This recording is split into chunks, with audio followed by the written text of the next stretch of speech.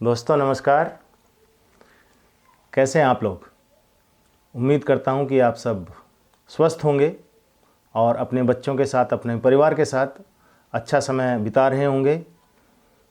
दोस्तों, भी हाल ही में कांग्रेस की तरफ से ये बयान आ गया है आधिकारिक तौर पे कि वो 22 तारीख को राम मंदिर में जो प्राण प्रतिष्ठा होने वाली है श्री रामलला की, उसमें वो शामिल होने नहीं जा रहे हैं।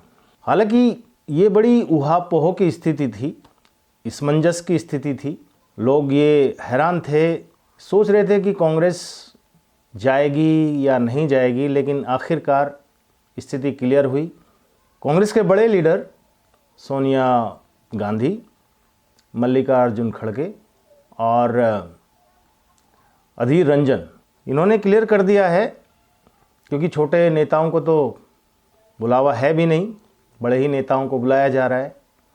तो कांग्रेस के ये 3 बड़े नेता हैं, इन्होंने इस प्रोग्राम से अपनी दूरी बना ली है और कह दिया है कि भाई हम इस प्रोग्राम में, इस इवेंट को अटेंड करने के लिए नहीं आ रहे हैं। कारण क्या बताया? 3 मेन कारण बताए। एक कारण तो ये बताया कि भाई आरएसएस और बीजेपी राम मंदिर के मुद्दे का राजनीतिकरण कर रही है। दूसरा पॉइंट ये बताया क्योंकि राम मंदिर अभी अधूरा है, अभी उसमें निर्माण कार्य चल ही रहा है, वो कंप्लीट नहीं है, इसलिए हम नहीं जा रहे। तीसरा कारण उन्होंने बताया कि करोड़ों लोगों की भावनाओं का सम्मान करते हुए उन्होंने डिसाइड किया है कि वो राम मंदिर के इस इवेंट में भाग नहीं लेंगे, नहीं जाएंगे। और मतलब हैरानी की बात है कि चलो 22 तारीख को तो ये नहीं जा रहे हैं। इन्होंने ये भी नहीं कहा कि चलो जी हम 22 के बाद चले जाएंगे, 23 को, 24 को, 25 को, 31 को, 30 को। इनकी तरफ से इस तरह का कोई बयान सामने नहीं आया। अब सोचने वाली बात है, एक एक पॉइंट हम डिस्कस करते हैं। सबसे पहला जो पॉइंट उन्होंने बताया कि भाई राम मंदिर का जो निर्माण है वो अधूरा है। वैसे ये भी कहते हैं अपने उसमें कि ये धर्म का मुद्दा है और धर्म जो है वो एक निजी मामला है, इसका राजनीतिकरण नहीं होना चाहिए। जैसे कि कांग्रेस को बहुत ज्ञान है धर्म का और अधर्म का। जो इवेंट होने जा रहा है 22 जनवरी को, ये है प्राण प्रतिष्ठा का कार्यक्रम। मूर्ति की प्राण प्रतिष्ठा होनी है और उसके बाद जो सेंट्रल जो पॉइंट है, या एक कहिए कि जो बड़ा इवेंट होता है किसी भी मंदिर की स्थापना का, ये ज़रूरी नहीं है कि पहले मंदिर पूरा होगा उसके बाद ही प्राण प्रतिष्ठा होगी। बहुत से मंदिरों में ऐसा होता आया है कि मंदिर में मूर्ति की प्राण प्रतिष्ठा पहले हो गई और फिर काम जो है चलता रहा।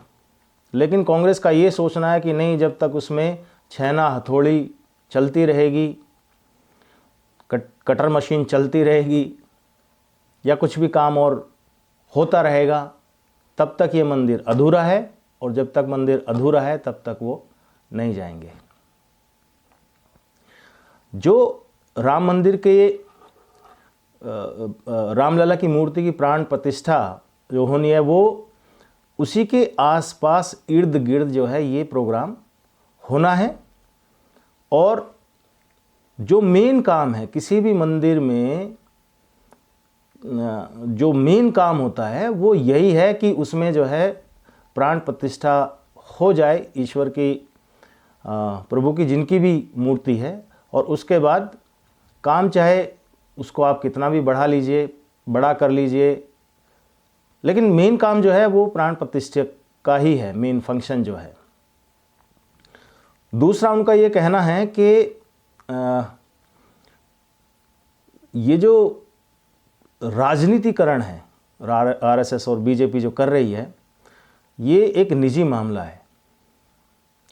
अब इनको कौन बताए कि ये राम मंदिर निर्माण का जो मुद्दा है बीजेपी के मैनिफेस्टो में रहा है, शुरू से रहा, आप जानते थे इस बात को, लेकिन इसके बावजूद भी आप कभी नहीं गए, आप कोर्ट नहीं गए ये कहने के लिए कि भाई धर्म एक निजी मामला है और किसी भी पॉलिटिकल पार्टी को इसमें इंटरफियर नहीं करना चाहिए।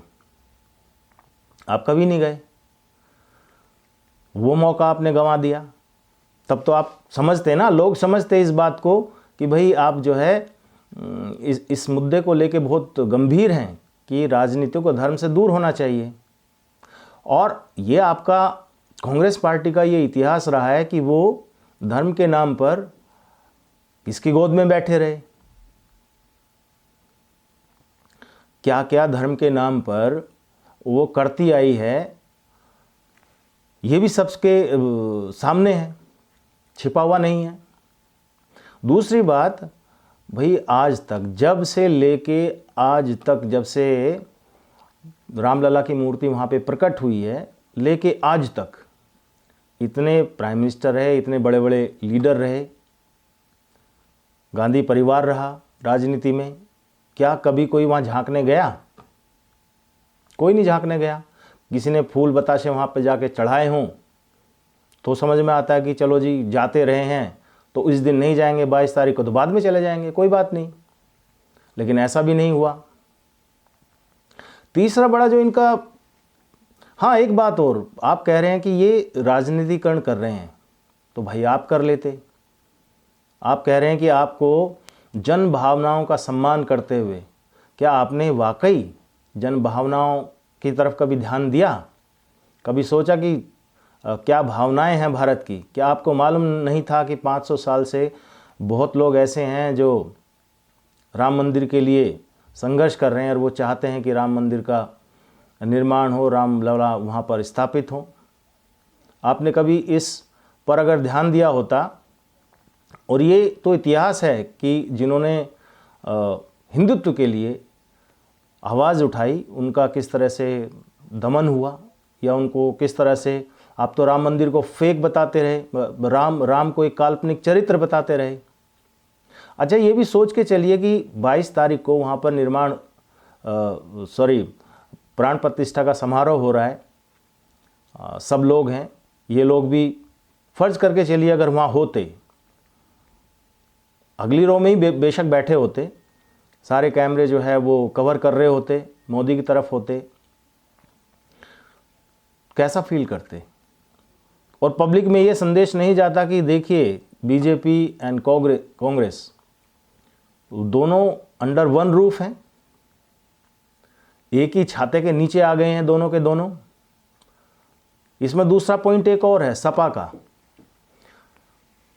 सपा के लीडर और leader of opposition Uttar Pradesh की विधानसभा में अखिलेश यादव, उन्हें तो ये कह के ही निमंत्रण लेने से मना कर दिया कि नहीं जी, ये तो जिनसे आना चाहिए था उनसे नहीं आया, इसलिए हम नहीं लेंगे।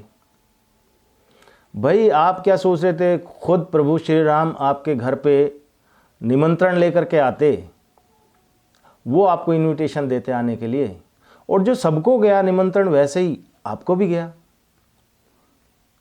लेकिन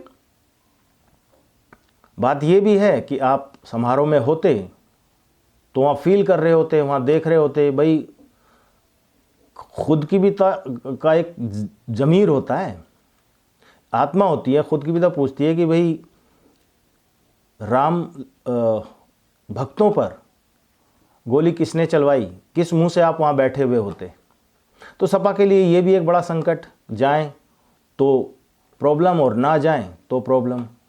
आप बताइए कि राम मंदिर निर्माण में सारा पैसा जो है वो राम भक्तों ने दिया और पूरे विश्वास के साथ दिया कि राम मंदिर निर्माण ट्रस्ट को जो हम पैसा दे रहे हैं इसको सही उपयोग में लाया जाएगा, एक एक पैसे का जो है वो सही इस्तेमाल होगा। आपने तो कभी कुछ किया नहीं।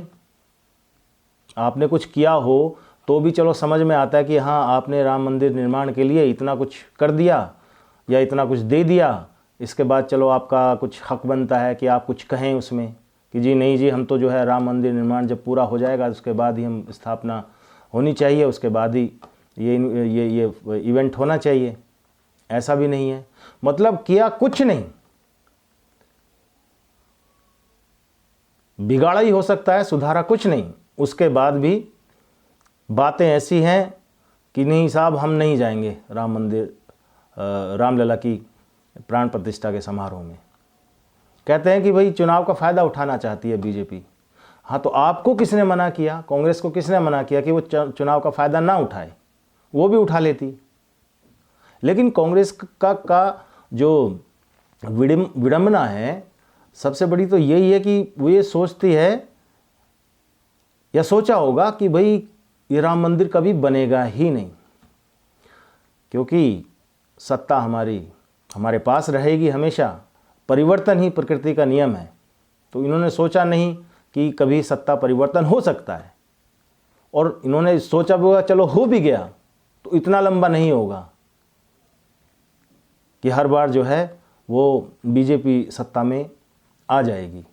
तभी तो इन्होंने कभी कोशिश नहीं की, इन्होंने उससे दूरी बनाए रखी राम मंदिर से। तो यही सोच के बनाई होगी ना कि भाई हमेशा हम तुष्टिकरण की राजनीति करते रहेंगे और राम मंदिर कभी बन नहीं पाएगा। और आज जब बनने जा रहा है तो वही कह रहे हैं कि बीजेपी इसका राजनीतिकरण कर रही है। राम भक्तों का दुख ये है कि अभी जैसे निमंत्रण भेजे जा रहे हैं वहाँ पे, तो ये निमंत्रण उन लोगों को क्यों भेजे जा रहे हैं जिनकी राम में आस्था नहीं। गौ मांस खाने वाले, एंटी हिंदू, नॉन हिंदू, हिंदू घृणा से भरे हुए लोग, पॉलिटिकल क्लास हो, चाहे फिल्म इंडस्ट्री के लोग हों या साहित्यकार हों या जो भी है, जो क्लास ये सामने आकर के बोलती रही, उनको क्यों बुलावा भेजा जा रहा है राम भक्तों का? ये भी दुख है। हो सकता है बीजेपी या आरएसएस ये सोच रही हो कि इसी बहाने ये लोग राम के नज़दीक आ जाएं, राम तत्व के नज़दीक आ जाएं। लेकिन क्या आप इनसे उम्मीद कर सकते हैं कि जब ये राम मंदिर में जाएंगे, अयोध्या में जाएंगे, तो वहाँ से वो आचरण लेकर के आएंगे, सुधर जाएंगे? इसकी उम्मीद कम से कम राम भक्तों को तो नहीं है। शायद बीजेपी फांसीवादी जो इमेज है उससे बचने के लिए ऐसा कर रही हो। इसके अलावा कोई और कारण अगर आपको लगता है इनको बुलाने का, तो हमें कमेंट बॉक्स में आप ज़रूर बताइए। हमें आपके कमेंट्स का इंतज़ार रहेगा। हम भी जानना चाहेंगे कि क्या कारण हो सकता है बीजेपी का जो इन लोगों को समारोह में आमंत्रित किया जा रहा है। अब दिक्कत यह है बीजेपी की, इनको सर्टिफिकेट भी उन्हीं से चाहिए जिनकी राम में आस्था नहीं, जिनको राम से प्रेम नहीं, जो राम के अस्तित्व को नकारते रहे और जो अपनी सुपरमेसी जो है थोपने की कोशिश करते रहे, जो अपना दुख जताते रहे राम मंदिर निर्माण पर, जो हमला करते रहे। लेकिन इनको शायद सर्टिफिकेट भी उन्हीं से चाहिए कि देखिए साहब, हम आपका भी ध्यान रखते हैं और जो है हम फांसीवादी नहीं हैं। इसका भी आप कमेंट करके हमें ज़रूर बताइए कि आप इसके बारे में क्या सोचते हैं। क्या बीजेपी का एक ये एंगल हो सकता है सोचने का?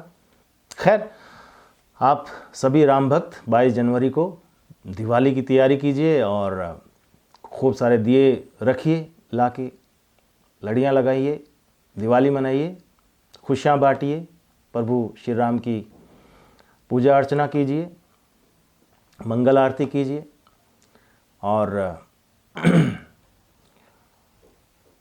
कम से कम 2 दिए आप ज़रूर लाइए और उनको जलाइए। एक प्रभु श्री राम के लिए और दूसरा उन लोगों के लिए जो राम मंदिर निर्माण के लिए, राम के लिए जिन्होंने अपने प्राणों की आहुति दे दी, बलिदान दे दिया। जय हिंद, वंदे मातरम।